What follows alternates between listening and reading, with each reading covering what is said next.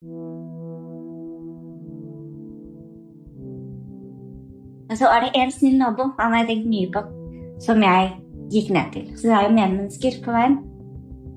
Også det viktig for det langsiktige arbeidet på dette feltet at vi får en handlingsplan, men det fratar oss ikke det ansvaret vi har i dag. Vold i nære relasjoner et stort helseproblem og kan kalles for en global pandemi. Likevel snakkes det ikke nok om. I denne podcasten vil jeg fortelle historier om partnervold gjennom 8 anonymiserte menneskers erfaringer. Jeg har selv jobbet med denne tematikken i mange år gjennom å undersøke min egen familiehistorie og gjennom mitt arbeid som journalist. Og det viktig for meg at vi vet hva vi snakker om når vi snakker om vold. Hva som vold, hvor vanlig volden hvor lenge den sitter i, og at det mange der ute som vil hjelpe. Dette en podcast om vold og overlevelse. Mitt navn Madeleine Schultz. Jeg har lært veldig mye i arbeidet med denne serien, om hvordan volden setter spor i menneskers liv, men det aller viktigste jeg har lært, tror jeg likevel det at det mulig å gjøre noe med den. I denne siste episoden skal jeg prøve å finne ut av hva som kan gjøres med volden, og hvem som skal gjøre det. Både hva de utsatte selv kan gjøre, hva vi som familie, venner og naboer kan gjøre, men også hva samfunnet og politikken vår kan gjøre med den enorme utfordringen som vold i nære relasjoner En av dem som har lang erfaring med dette Vanja Sæther ved krisesenteret i Salten, som dere har møtt tidligere i denne podcasten. Denne våren kommer hun ut med en håndbok til voldsutsatte og pårørende. Den har hun skrevet sammen med advokat Gunhild Veusheia og erfaringskonsulent Ellen Roberg. Vi har alle erfaring med at voldsutsatte strever med å finne frem i hjelpeapparatet. Det vanskelig å vite hvor man skal få hjelp, hvor kan man gå, hvem kan man stole på, hvilke råd skal man lytte til. Og dette erfaring som vi har gjort oss over mange år, og vi har egentlig også selv i vår hjelperoller savnet et verktøy som fungerer som en veiviser i et ganske sånn komplisert system da. Boka inndelt i kapitler med helt konkrete råd, og Vanja vil gjerne dele noen av tipsene med oss. Til de som lever i en destruktiv og kanskje også farlig situasjon, og som vurderer å forlate en situasjon og komme seg ut og fri, så jo et typisk råd at man sørger for å sikre sine viktige dokumenter og gjenstander. Alt av pass og oppholdspapirer, vitnemål og viktige papirer, bank-ID og sånne ting, de må man sikre. Enten at man pakker de klar, eller at man oppbevarer de på et trygt sted. Det kan for eksempel være på et krisesenter eller hos en advokat. I det øyeblikket man drar, så bør man ringe til politiet, eventuelt til barnevernsvakta hvis man har barn, og fortelle at man har forlatt. Og også gjerne fortelle hvor man skal. Man skal til en nabo, eller til familie, eller til et krisesenter. For dermed så kommer du litt sånn i forkant av at det kan bli komplisert når politi og barnevern kommer inn i bildet. Og så det en del informasjon du bør formidle til dine hjelpere. Hvis det sånn at du har kontakt med politiet eller med krisesenter, så skal du gjerne informere om hvordan bil kjører voldsutøver, hvordan jobber han, hvor pleier han å oppholde seg. Og så det viktig dette med digitale verktøy, at man skrur av posisjonering og stedstjenester, sånne ting på telefonen sin, sånn at man ikke kan oppspores. Dersom man blitt skadet, så bør man oppsøke lege, eller legevakt, eller gjerne overgrepsmottak for å få dokumentert skadene. Og da handler det ikke om at man nødt til å ta stilling til om man skal anmelde saken, men det handler rett og slett om å få det dokumentert i forhold til at man da har en mulighet til å velge også i etterkant. Om man har behov for å søke erstatning, om man ønsker at voldsutøver skal straffeforfølges i forhold til forsikring og så videre. Og så det jo dette med å ta vare på bevis. Det å ta vare på bilder, på SMS, på chatter, på lapper, på trusler man har mottatt, og skriv gjerne ned i den grad man makter da, for det jo så mye som skjer. Så ha en notatbok, eller noter på telefonen viktige ting man kommer på. Og ja, det var jo den episoden i forrige uke, og jeg husker når jeg møtte han det første året, så skjedde sånn. Og så får man bare fortløpende skrive ned alt man husker, for det blir viktig dersom man ønsker å gå videre med denne saken da. Det kan ofte være vanskelig å vite hva man skal gjøre dersom man er pårørende til en som er voldsutsatt. Det vet også Vanja mye om. Da å være pårørende til noen som lever under trusler og vold og krenkelser er jo veldig, veldig vanskelig, fordi at man ofte blir så følelsesmessig berørt, og det eneste man vil er jo bare å beskytte og sørge for at vedkommende slipper fri. Men det er jo ikke alltid at det er i tråd med hva vedkommende selv ønsker, eller den trussel og voldsutsatte selv ønsker. Men det er likevel sånn at familie og pårørende kan bidra på mange måter, også i forhold til dokumentasjon av hva som har skjedd. Det å ta notater, ta vare på meldinger, bilder, og selvfølgelig også varsle politi dersom man er redd for at det skal skje noe alvorlig. Man har jo en avvergingsplikt, og man har også en meldeplikt til barnevernet dersom man tenker at barnet er utsatt for alvorlige hendelser. Nå skal det sies at den meldeplikten den gjelder jo ikke når man er privatperson, men da har man likevel en moralsk meldeplikt til barnevernet. Men alle offentlige ansatte har jo meldeplikt til barnevernet. Sånn at dersom man er hjelper eller pårørende, så bør man si ifra når man er bekymret, enten det er for barn eller voksne. Men som pårørende og som følelsesmessig tilknyttet den som er utsatt for vold, så er det også viktig på en måte å være støttende og til stede og ta imot. Og man vil kanskje oppleve å bli skuffet mange ganger. Man vil oppleve at den som er trussel eller voldsutsatt tar valg som ikke er i tråd med hva vi tenker bra. Og da krever det ganske mye å være den nære pårørende som står der og tilbyr støtte og forståelse, og kanskje av og til en trygg seng eller en varm klem. Men det å være til stede er på en måte helt sånn overordnet. I hjelpeapparatet prater man om det som heter sekundærtraumatisering. Når folk som skal hjelpe opplever det som utfordrende å stå i følelsene til den som har det vondt. Likevel er det så innmari viktig at noen tåler å være den som tar imot.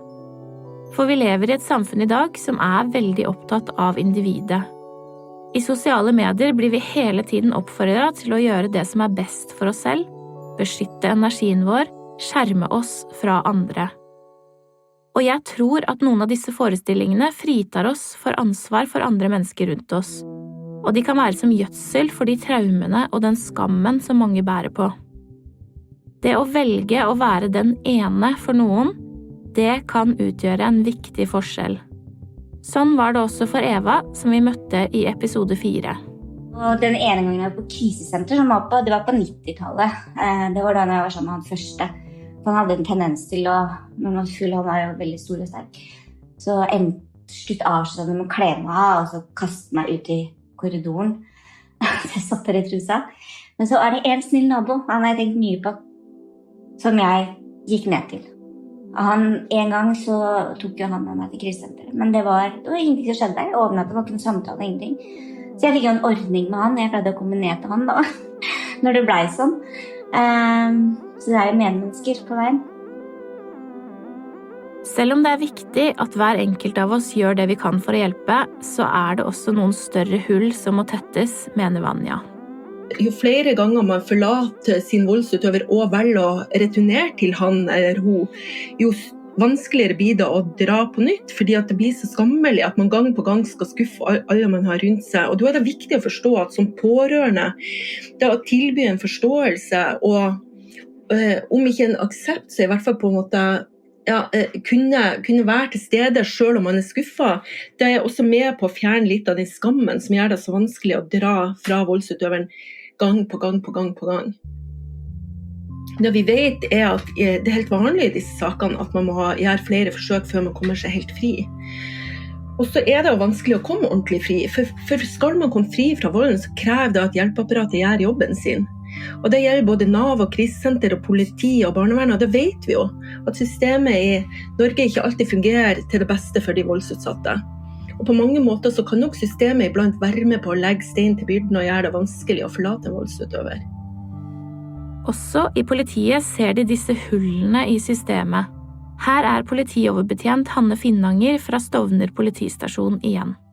Det er fortsatt mange utfordringer, selv om utviklingen har vært veldig positiv de siste årene.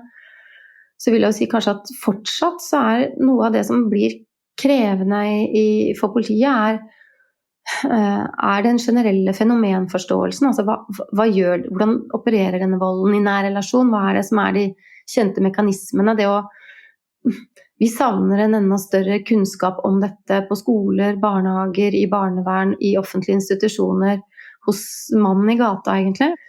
Og ikke minst gjelder dette den voldsutsatte selv også, som fortsatt står for inntil oss rundt halvparten av alle meldingene, så det fortsatt voldsutsatte selv som melder, sant? Selv om vi har en avvergeplikt i Norge.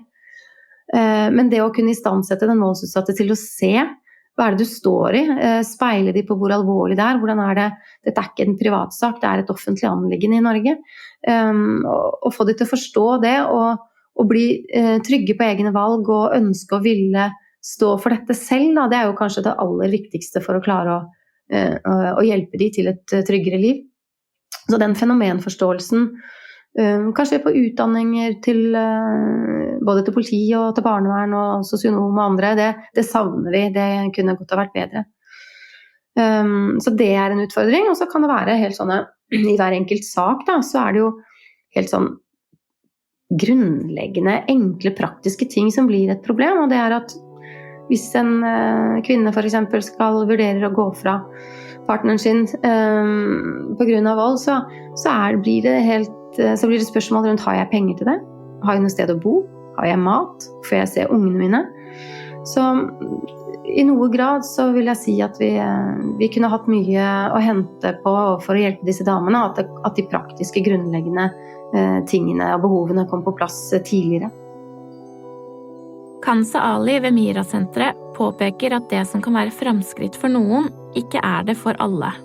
Vi ser jo ikke bare under koronapandemien, men både før det også, at det ble veldig mange offentlige tjenester ble digitalisert. Og så snakker man om digitalt utenforskap, med lave språkferdigheter, lave digitale ferdigheter. Men for den gruppen som på en måte virkelig trenger å komme i kontakt med det offentlige hjelpeapparatet, så skal man jo også skapt en større barriere. Kravene til familiegjenforening har blitt strengere de siste årene, og det gjør det av og til mer utfordrende for Mira-senterets brukere å komme seg ut av volden. Men det ikke bare disse reglene som gjør det vanskelig. Det veldig mange andre forskriftsendringer som har gjort det vanskeligere for kvinner, ikke bare å på en måte få opphold, men også få statsborgerskap, og også rettigheter i forhold til folketrygden. Du får, hvis du blir ufør og har vært i et voldelig forhold, så vil du bare kunne få et begrenset antall. Så fra vårt sted så jo det på en måte å liksom se på det og se hvilke endringer man kan gjøre der for å gjøre det enklere for denne gruppen her. Og så tenker jeg også kompetanseheving i hjelpeapparatet generelt, og også den samhandlingen. For veldig ofte når vi snakker med mange som jobber både i voksenopplæring og introduksjonsprogram og NAV, de har på en måte ikke kunnskap nok om hvilke begrensede rettigheter de har. Og så det jo for noen så kan jo dette her, med en gang man setter inn kultur, så kan det bli sånn, men dette her kan ikke jeg nok om, så jeg kan ikke hjelpe denne kvinnen, dette må noen andre gjøre. Og så bare sånn, ok, hva hvis det hadde vært en etnisk norsk kvinne som var utsatt for vold, hvordan ville du ha hjulpet henne? Hun trenger det samme. En stor del av Mira-senterets arbeid å drive rettighetsinformasjon. De har ressurspersoner tilknyttet senteret som kan møte de voldsutsatte minoritetskvinnene som kommer til dem. Ressursvenn et tilbud som også Norske Kvinners Sanitetsforening tilbyr voldsutsatte kvinner. Hovedmålet med tilbudet deres at de frivillige skal være en støttespiller og et medmenneske for de voldsutsatte etter at den akutte fasen ved krisesentrene over. For eksempel så kan de hjelpe til i møte med NAV eller andre hjelpeinstanser. Det finnes både enkeltpersoner og frivillige organisasjoner som gjør så godt de kan. Men de har ofte lite å stille opp med når det kommer til mangler i systemet. Og akkurat det det politikerne våre som må svare for. Kamzy Gunaratnam tidligere varaordfører i Oslo, men fra høsten 2021 har hun fungert som leder av Arbeiderpartiets justisgruppe på Stortinget. Arbeidet mot vold mot kvinner og vold i nære relasjoner, og jeg sier det på den måten fordi all statistikk viser at det kvinner som mest utsatt, uten å skimse av det som skjer mot mannfolka og guttene våre, en prioritet på justisfeltet, men også på både helse- og utdanningsfeltet. Dette må vi jobbe med tverrsektorelt. Det gått 22 år siden Bondevik-regjeringen la fram den første handlingsplanen mot vold i nære relasjoner. Siden den gang har det kommet flere, men den som skulle kommet fra den forrige regjeringen, den lot lenge vente på seg. Rett før Arbeiderpartiet sammen med Senterpartiet overtok regjeringsmakten denne høsten, så kom den likevel til slutt, flere år forsinket. Arbeiderpartiet ikke nødvendigvis fornøyd med den planen de har fått i fanget. Vi opplever at den ikke forpliktende, opplever at det ikke tydelighet i finansieringen, og det ikke en tydelig ansvarsfordeling i hvem skal gjøre hva. I sin tid så hadde vi en veldig dyktig justispolitiker og justisminister, Grete Faremo, som la fram en handlingsplan som ble roset av alle som jobbet med feltet, fordi at den var forpliktende, var veldig tydelig på hvem som hadde ansvar, og det var forpliktende finansiering. Og det la oss si det sånn at de tingene som folk var fornøyde med i den handlingsplanen, det man ikke fornøyd med i denne handlingsplanen. En av de første tingene justisminister Emilie Enger Mehl gjorde etter at hun trådte inn høsten 2021, var å love 200 millioner kroner ekstra til politiet. Av disse midlene 30 millioner øremerket til politiets arbeid mot vold i nære relasjoner. Kamzy leder nå jobben med Arbeiderpartiets egen plan mot volden i nære relasjoner. Framdriften blir slik at Arbeiderpartiet og Senterpartiet som sitter i regjering kommer til å snakke sammen og diskutere dette med et andre trinn, hvor vi da går til SVs representanter i justiskomiteen og snakker om hva slags ønsker og tilnærming de ønsker å ha. Historien har vist at vi står veldig mye sammen her, også i opposisjon så har vi vært veldig enige på hvordan vi ønsker å angripe dette. Det jo et helhetlig apparat der, alt fra mer kompetanse til de som skal forebygge, til mer penger til de som skal etterforske, til rettshjelp og frivillige organisasjoner som både formidler og hjelper og tilgjengelige på ulike måter. Så her det et godt grunnlag for samarbeid på rød-grønn side, med også god dialog med andre partier, men det jeg håper, og som ikke vi må skuffe på, at det må være forpliktende. Og hvis vi ikke forpliktende, så gjør vi egentlig samme feil som forrige regjering, nemlig at man står igjen med mange gode visjoner og tanker, og så det da.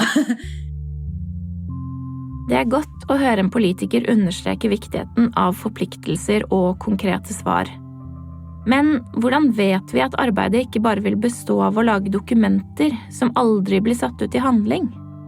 Det å vente på en helhetlig handlingsplan som skal gi en helhetlig oversikt og både bilde og forpliktelse og finansiering utelukker ikke at vi budsjett for budsjett har et ansvar på hvordan vi møtekommer dette temaet. Og derfor det viktig at når vi snakker om midler til Forskningsrådet, at vi adresserer at dette et viktig tema, at når vi gir mer penger til politiet, at vi sier at dette viktig. Også det viktig for det langsiktige arbeidet på dette feltet, at vi får en handlingsplan, men det fratar oss ikke det ansvaret vi har i dag. Nasjonalt kunnskapssenter om vold og traumatiske lidelser nå helt i slutten av arbeidet med å legge frem nye omfangstall av volden i nære relasjoner. Den siste studien som finnes, den ble avsluttet i 2013, og derfor har vi manglet tall i mange år nå. Men mot slutten av 2021 ble en norsk studie publisert om volden i nære relasjoner under korona. Studien viste det mange har fryktet, at volden hadde økt. I perioden mars til desember 2020 økte antall anmeldelser av partnervold med over 50% sammenlignet med tidligere. Likevel har det av og til, for oss som har jobbet med den tematikken, føltes som at temaet har vært totalt fraværende i diskusjonene om livet under korona. 10 år etter 22. juli så vi fortsatt ikke bedre rustet. På samme måte så merker jeg jo at det en del gjentagende diskusjoner i et samfunn som allerede sosialt urettferdig, så ser det nesten ut som alkohol viktigere enn at barn på skolen, selv om arbeidsplasser viktig. Så det noe med at vi evner å se ting i et perspektiv der vi sosialt utjevner, der vi utjevner forskjellene, og akkurat nå så ser det ut som aspektet både rundt vold og psykisk vold, fysisk vold og barn som blir utsatt for grove overgrep, det har latt seg vanskeligere komme fram, nettopp fordi viktigste budskap i pandemien har vært hold deg hjemme. Så jeg tenker beredskapsplaner for krisesentre for eksempel, som også blant annet står i den handlingsplanen, det den veien vi må gå. Og der mener jeg at vi kan ikke bare si at krisesentre skal komme i en beredskapsplan. Der må også staten stille opp med virkemidler for at de skal gjøre det på en best mulig måte. Så her tror jeg liksom at vi alle må bare anerkjenne at vi har lært, selv om vi har visst at det vil være mørketall, fordi folk hjemme og du kan ikke dra noe sted liksom, men at vi har lært at vi som politiske ledere også må tenke litt på kommunikasjonen vår, og det gjorde vi ikke når de unge gutta sto på idrettsbanen, fordi det var veldig trangt hjemme, og det gjorde vi heller ikke når vi sa hold deg hjemme uansett, med tanke på de kvinnene og mannfolka som hjemme i både psykisk og fysisk vold.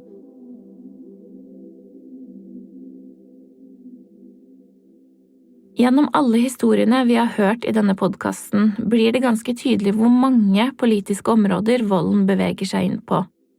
Det handler ikke bare om justis, men om helse og omsorg, skole og utdanning og arbeidsliv.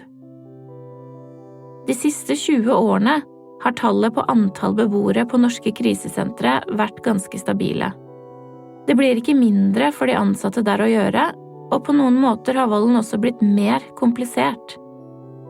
Vi lever for eksempel i et heldigitalisert samfunn, og det å komme seg vekk fra den kontrollen man ofte blir underlagt i et voldsregime, har for mange blitt enda vanskeligere i dag.